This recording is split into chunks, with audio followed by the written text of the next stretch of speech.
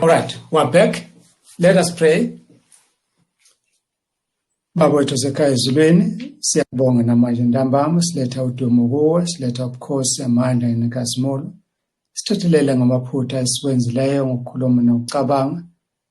Nanesikhathi sesisichithakele siyakholisa kakhulu kuwena nakubantwana bakho. Sicela mawusiphe amandla okuba senze kangcono kulokho ngoKristu siyakhuleka manje uze phakathi. Amen. All right. We are looking at Daniel 8. In Daniel 8, what is important is that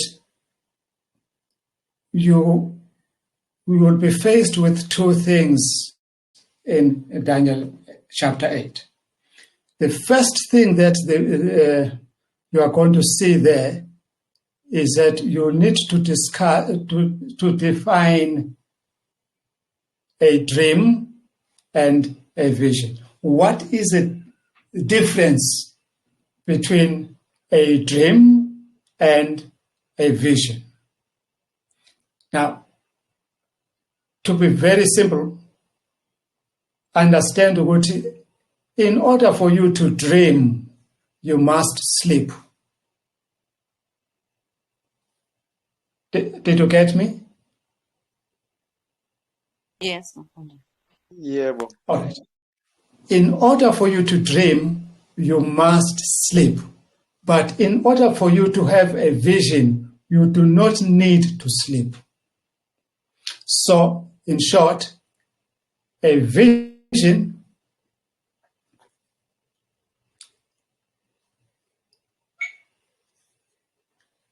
got to record. So, in short, in a vision, you are awake. Ubona umuntu esendwazile nje. Kuyangenza ke lokho isikhathi esiningi.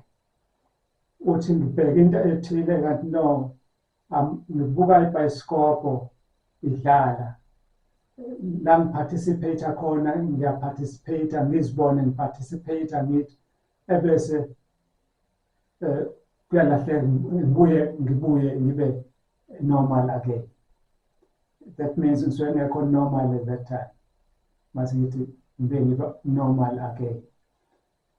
Why am I saying that? I'm saying it because in most cases, when that happens, ngizibone, all right, ngiyazikhohlwa mina, fine. Sengizikhohliwe-ke mina. But mase yenzeka lento at one time.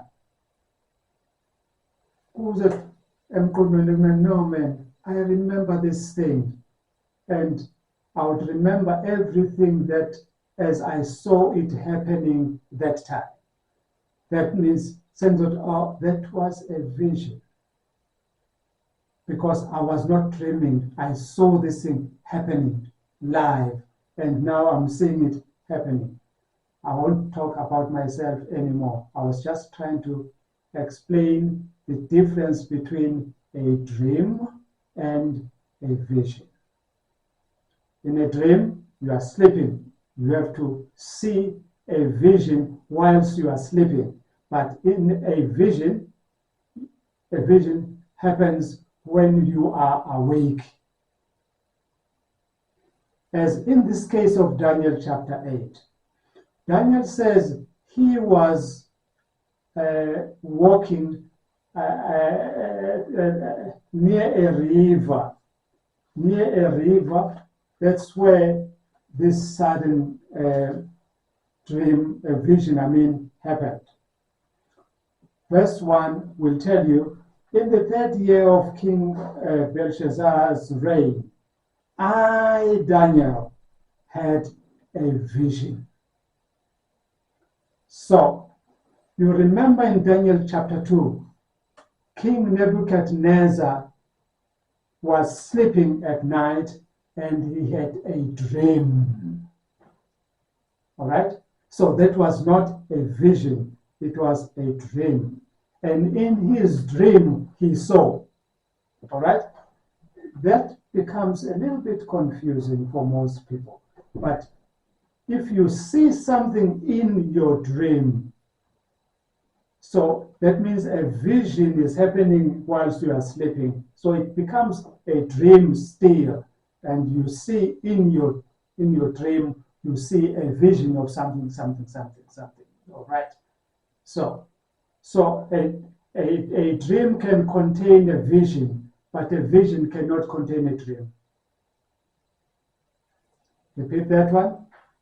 A dream can contain a vision, but a vision cannot contain a dream.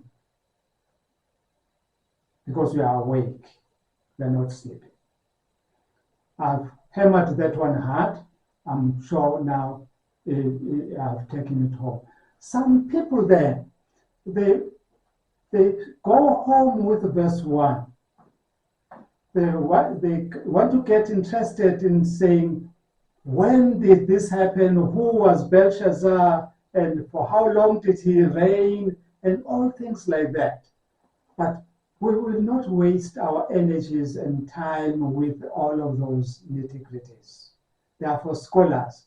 And most of those scholars are people who deny the authorship of this book as belonging to Daniel the prophet. Those are the people who go on to all this trouble and try to negate the authorship and maybe remove the date from there to sometime later, and then they say this person, whoever the author was plagiarizing because he simply wrote a history of what had happened and he said it was a prophecy. So that's an attempt by most scholars, which I would not urge you to follow. It's a dangerous thing to do. All what is ours here is to take what we read, what we learn from this book as it comes from God. Remember that even Jesus did quote Daniel, so he authenticated the author Daniel as a prophet. So, for that reason, I'm saying we don't need to go all around and hiding this and trying to say this and that. No, we don't need that. We just accept this book as a prophecy, a prophetic book. All right. When you look there on your left-hand side of your notes, I have Daniel 2 there with a stone that came from a mountain without a hand, and he smote the picture towards the feet. All right. This was a Nebuchadnezzarian dream, if there's such a thing. And there I'm explaining the difference between the vision and a dream. SmartBriefs.com explains the difference between the two and says, is there a difference between a dream and a vision? Reality dictates that while visions are comprised of dreams, dreams are not comprised of visions. That's what I've explained for you in simpler terms. Let's move on now to, okay. All right. Concentrate on your notes now. There's a map I have given you there on the notes.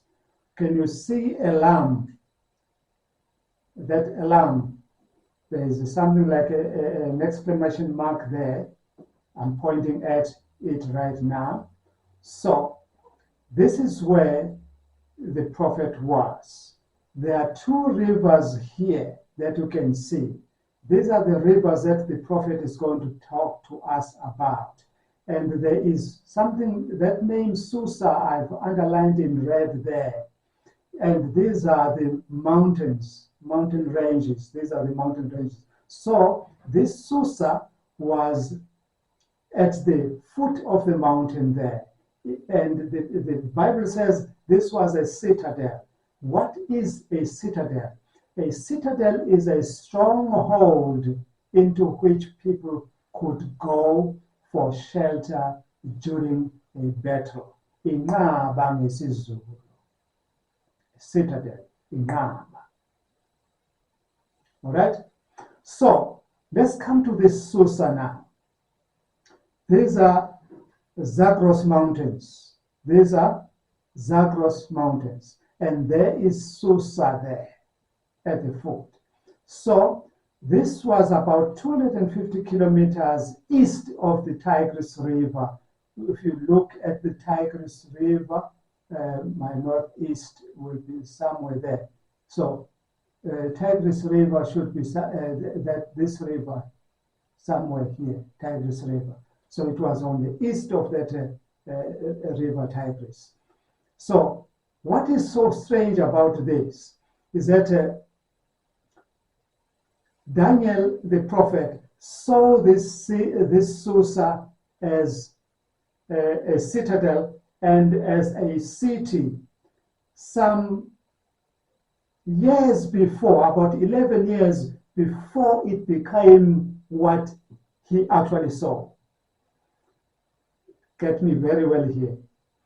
When Daniel wrote about this Susa, he says in his vision he was transported to this city, and that was in timeline that was about 11 years before it actually took place.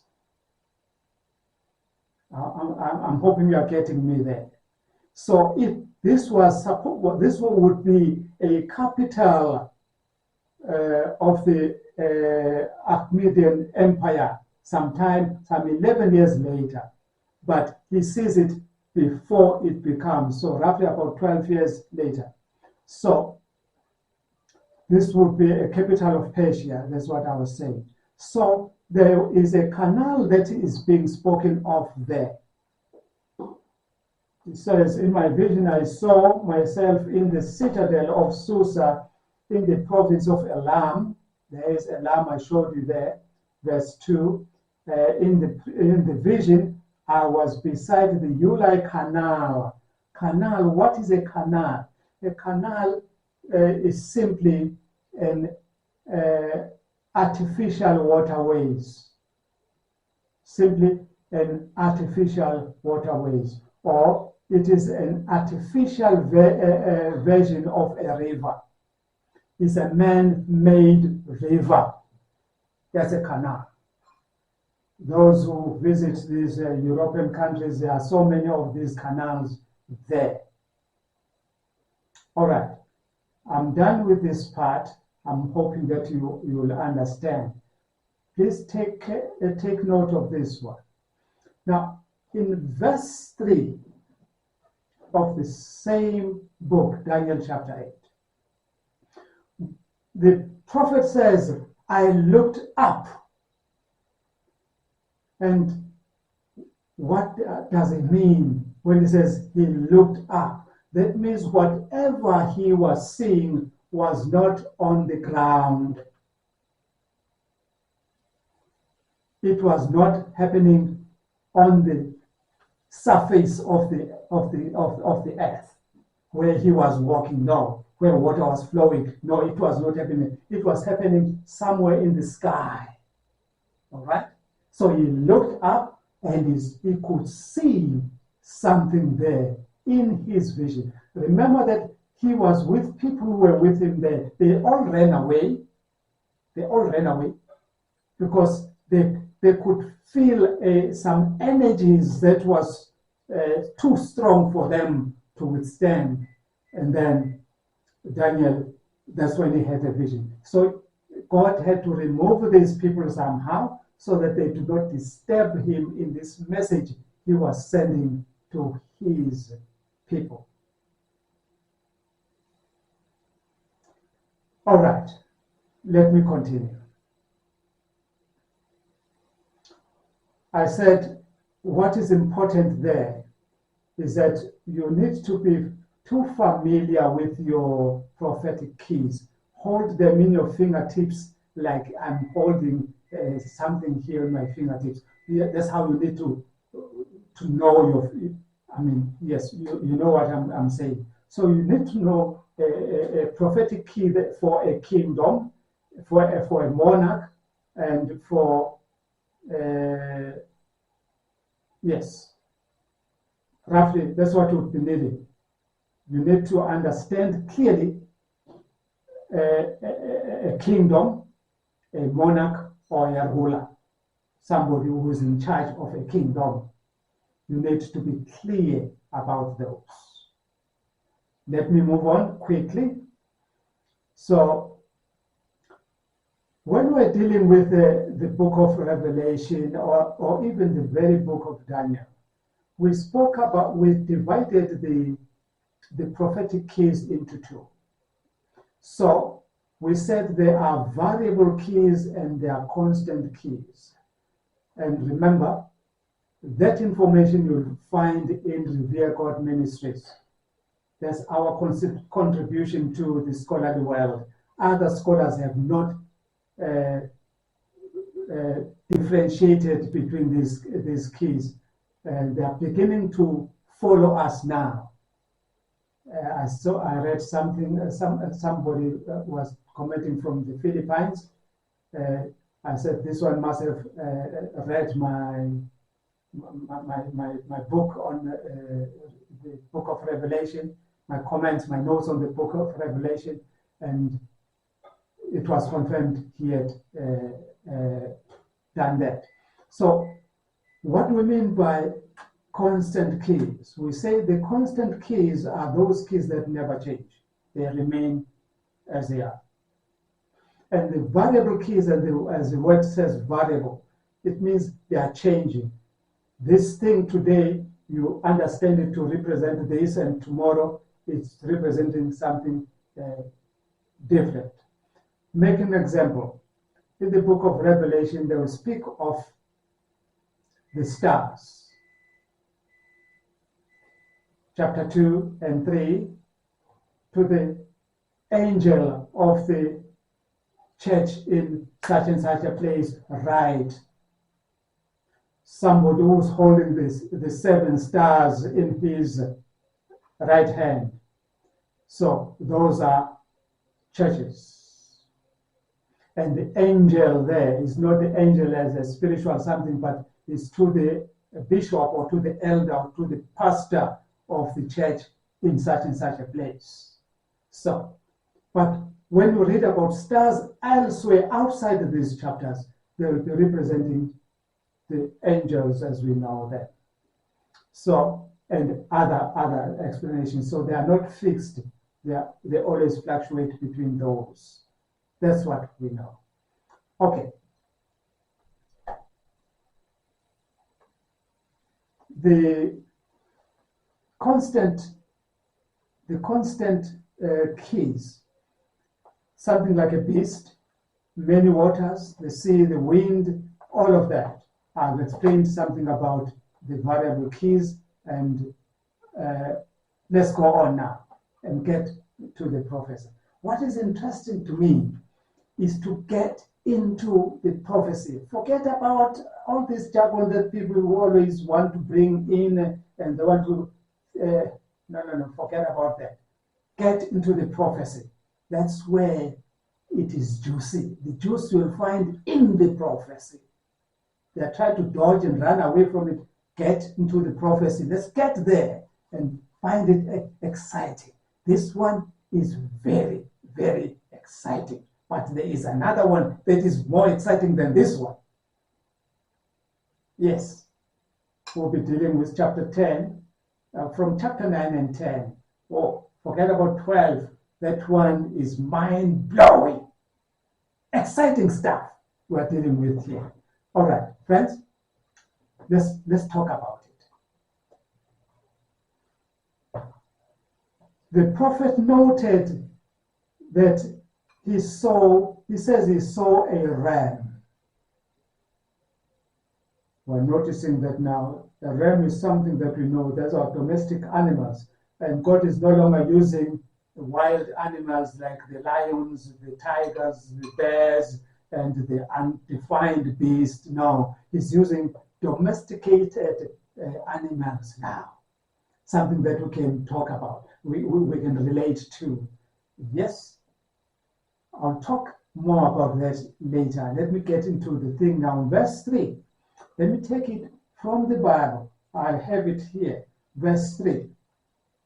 I looked up, and there before me was a ram with two horns standing beside the canal, and the horns were long.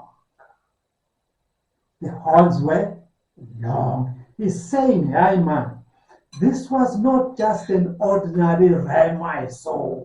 This one had long horns. What does a horn stand for? Bible prophecy. Remember, I said you must have these keys in your hands just like that. In Bible prophecy, a horn is on the head. Have you seen a horn that grows on the tail of an animal? No, there is none like that. So all horns, they grow on the head of the animal. So what does the head represent? Remember we said a horn and the head, they represent one and the same thing. A horn and the head represent one and the same thing. What is it? If the animal body, the entire animal excluding the head, it represents a kingdom. So who is the head of South Africa? It is Cyril Ramaphosa. So he will be represented by what? By a head or a horn. Since there is RTE and the other ANC this side, so there will be two horns there. All right? I'm just making an example. I'm not saying it is like that, South Africa is like that, so don't interpret me to be saying that, friends. Now, let's get it there. So, but he says the horns were long, and one of which was even longer. Ha! Look at my graphic there. Can you see on your left hand side there?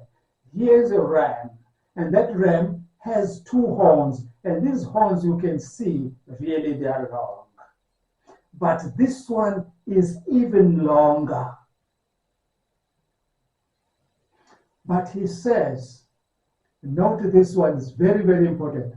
He says the longer horn grew up later. I love this thing. You would expect that the longer horn should grow first. But remember, this is God's language is telling us here. He says now, the longer horn grew up sometime later. That means, I'm taking you back to Daniel chapter 7 now. So remember the first beast there, it was a lion, all right? A lion that had two wings of an eagle, all right? And that lion was made to stand up on 2 feet like a man, and a heart of an animal was plucked out of it, and in this place was put a heart of a human, a flesh. We said that it represented what? The cowardice. Because human beings are afraid, they're timid.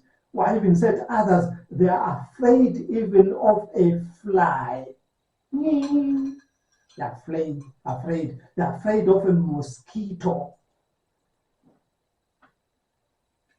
Very small things, let alone a frog. Don't even talk about a snake. Somebody's going to jump out of the window. I don't want people to get it. Okay. So the longer horn grew up later.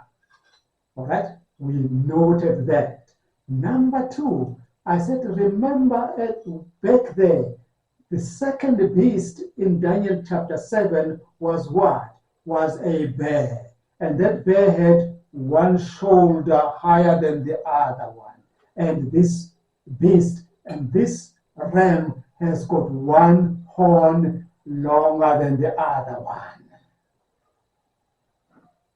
Are you getting the correlation now? It means this is one and the same word, kingdom. One and the same kingdom. The Persians, as we say, Mede or Persia, the Medes started earlier on in this kingdom, and the Persian part took up later, and they seemed to be dominating for a much longer time when you check your history there. So that is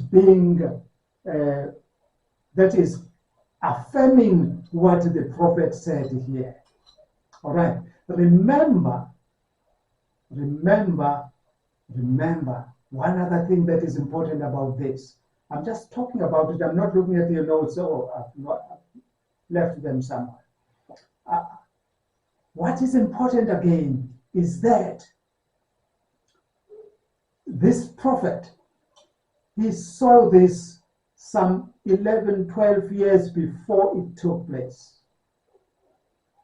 The Medo-Persian empire or government had not taken place yet when he saw this. But he knew this one comes earlier and this one would last longer than the other one. He says, in the 3rd year of the reign of Belshazzar, verse 1. All right? Belshazzar only reigned for 2.5 years. That means in the 3rd part of the year. That's when he saw this vision. There's a long debate about that. I don't want to get in there. No, I don't want to get in there. Don't want to bore you with these things that are completely useless at times. Don't want to bore you about that. So, that is so far about verse 3. I'm not going to take you through all the verses, no, because I want to go slowly with you, and Mandanduna is going to take over. Maybe I'll go as far as verse 6, and I'll see how far I'll go with you. Also, we are now on verse 4. Uthi umprofeti, I washed the ram as he was charged. He was charging this way and charging this way, and there was no animal, there seemed to be no animal that could take up the ram at his challenge. No one was able to withstand him. So he was very, very powerful. He was charging towards the north, the west, towards the north and the south. And he doesn't mention the east. Why? Because he was from the east. He couldn't charge towards the west, not unless he was from the east. Those are geography people. Yes, Bungane, those are geographers. They'll tell you, you cannot go towards the west when you are not from the east. You have to be from the east to go west. Otherwise, you only go north if you are from south. That is it. So we know that this kingdom is on the eastern part, and it was expanding its territory or its domain towards the west and towards the north and towards the south. That we have been told. So he says we get from the continuation of the verse that it reads, no animal could stand against him. With his horns was charging, and all the way afraid of him. That means no kingdom dared to challenge the Medo-Persians. No kingdom. They were given this privilege to rule at this time by my God, our Father.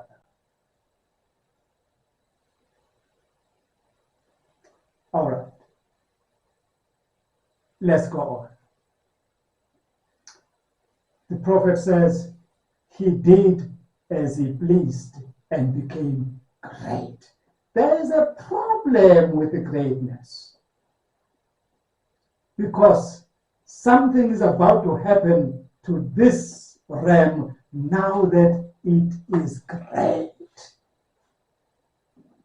Something's going to happen to it. And you ask me, I'll tell you. That was verse 4. Let's go to verse 5. As I was thinking about this, the prophet now is thinking about saying, no animal is able to withstand or to challenge this, and this animal, this ram, is doing as it pleases.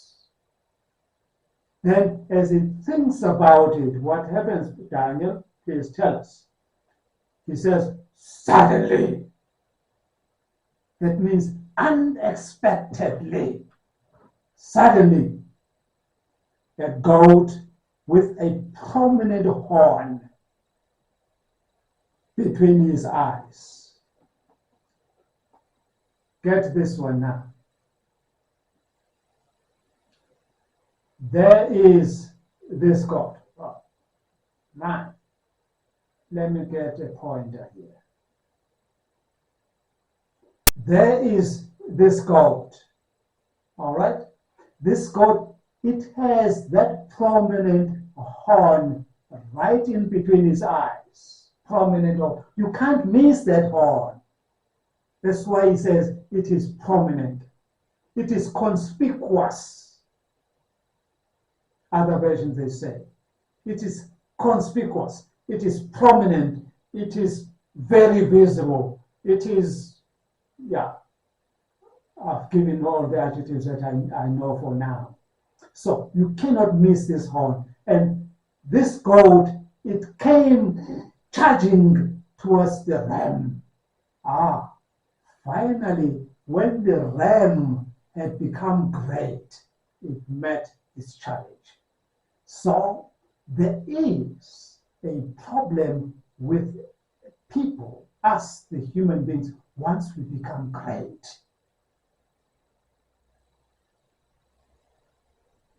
Very soon, we're expecting some things to happen in 2024 when some people have become great. I'm not going to get there. I'm not getting there at all. No, I'm here. This is my domain. This is where I'm good at. All right. So suddenly, this he-goat, impongo, a he-goat, with a prominent horn between his eyes, came from the west. Remember, the ram was charging west, north, and south. So the he-goat comes from the west, is heading towards the east. No, it cannot head towards the south when it is coming from the west. No. It's heading east when it comes from the west. Ask geographers, they'll tell you. All right. What we're saying there, what is important about this realm, look at the picture there. There is a prophet, is seeing it where? In the sky. This bioscope is playing where? In the sky. As he looks at it, says, Ma, what's happening here? And then this he-goat came flying. It wasn't touching the ground at all. Remember, friends, the leopard in chapter 7, it had, number one, leopard is fast by nature. very fast animal. It goes up to 80 kilometers an hour. So it can race with a car that drives it. It leaves a tractor by miles, because a tractor only goes up to how much? 55 kilometers an hour. But leopard goes up to 80 kilometers an hour. Very fast animal. Too fast for animals. And when it is fast like that, it also had 4 wings.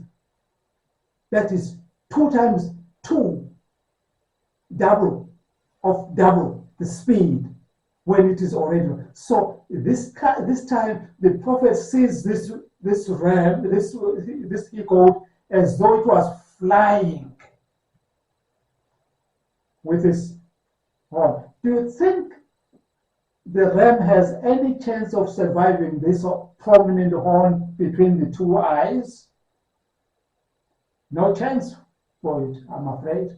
It can't survive that. And the speed at which that he-goat is flying, no, it's gonna smash it into pieces, man. Oh no, man, I'm just afraid for this ram. But what happened? This is now the 3rd kingdom. Let's recapitulate a little bit. You see, the first kingdom was the Babylonian. When Daniel in chapter 8 verse 1 says, in the 3rd rule of Belshazzar, that is a Babylonian king or monarch, the one who took after Nebuchadnezzar. I don't want to get to the debate whether he was his son or he was his grandson or he was his great-grandson. It doesn't matter. But what matters is that that was a Babylonian kingdom. Other people, they want to make meat out of saying he was not his actual son. He was not. No, I don't want to get in there. What is important for me here to understand, what is important for you to understand here, is that at that time when Daniel wrote this, it was the kingdom at hand, or current kingdom then, it was the Babylonian kingdom. And he saw that now the Medes and the Persians are going to come in, and how they would come in. After them, he saw that after them, the Greek Empire under Alexander the Great would come. And he also explained how it would come. That's what is important for us. Discard all of these other information. No. They will be important but for now, you need a skeleton. You need to build on something. This is a meat that you need to. Yeah, this is what is important for you. I'm only taking what is important for you. Let's go. I've looked for you from the Wikipedia. There's the address on top there. There is the address. You can copy it or click onto it and follow. This is the story you're going to get there. But what is important, you get more there. What I just gave you, what is important for us here to understand. This is what is important. The wars of Alexander the Great were fought by King Alexander III of Macedon. He is commonly known as the Great. All right? That is what is important for you. Number 2, these wars were first against the Achaemenid Persian Empire under Darius III. Darius III. Of the Medes, not of Babylon. There's no Darius in Babylon. No Darius in Babylon, eh? But this Darius is the one who took over after Babylon. Get that one. that is mentioned in Daniel chapter 5 doesn't mean now he was a Babylonian. So he was still a Medo, a Mede. He was a Mede by that. And then against the local chieftains and on, forget about that. What is next important there is that his untimely death, at his untimely death, that death threw the vast territories he had conquered into a civil war. That becomes important. He came, he conquered, and he had a massively big, because the Medes were a massively big kingdom that he conquered in just under 3 years.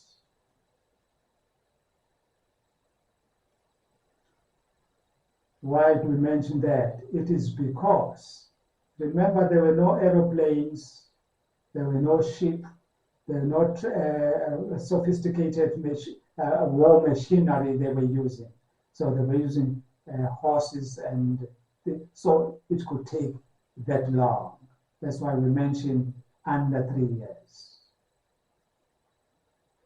Alexander assumed the kingship of Macedonia following the death of his father, Philip II. So this Philip II had unified most of the city-states of mainland Greece under Macedonian hegemony in a federation called Hellenistic League. That becomes very, very important, this Hellenistic League, because it's going to affect the Jews. That's why I'm highlighting it there. The Jews are going to get educated, Hellenized. When they are Hellenized, then they are going to lose their Jewishness. Got it? That's why I put it there. Otherwise, let's part with that one now. I think I'll end here. Let me see. Now, let me not go on verses 6 and 7. Should I go on to verses 6 and 7? Let's discuss for now. Let me stop here for now. All right, friends. Yes, I'm saying I'm stopping here. I won't go to verses 6 and 7. I'll give this one to Magdalena to take over.